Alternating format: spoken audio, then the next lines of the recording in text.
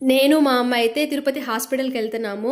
అసలకి free bus పెట్టడం వల్ల తిరుగుతున్నారో, లేదంటే నిజంగా పని ఉండి తిరుగుతున్నారో నాకైతే తెలియటం లేదు. ఎంత జనాలంటే అంతమంది జనాలు. కనీసం కాలు పెట్టడానికి గూడా లేదు.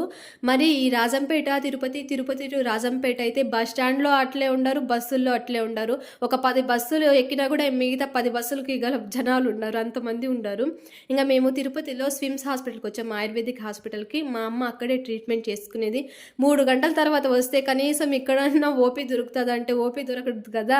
ఆ జనాల్ని చూసి నాకైతే భయమేసింది. ఇంకెక్కడ ఓపీ ఎప్పుడు తీసుకుంటాము, ఎప్పుడు పోతామని.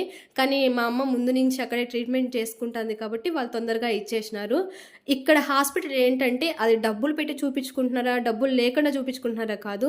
ఫస్టు మనిషి వచ్చినాక ట్రీట్మెంట్ అనేది మంచిగా చేయాలని నా ఒపీనియను. అది ఇక్కడ నాకు కనిపించలేదు. ఇంకా కొన్ని మెడిసిన్స్ ఉంటే అవి తీసేసుకొని ఇంటికైతే స్టార్ట్ అయితున్నాము.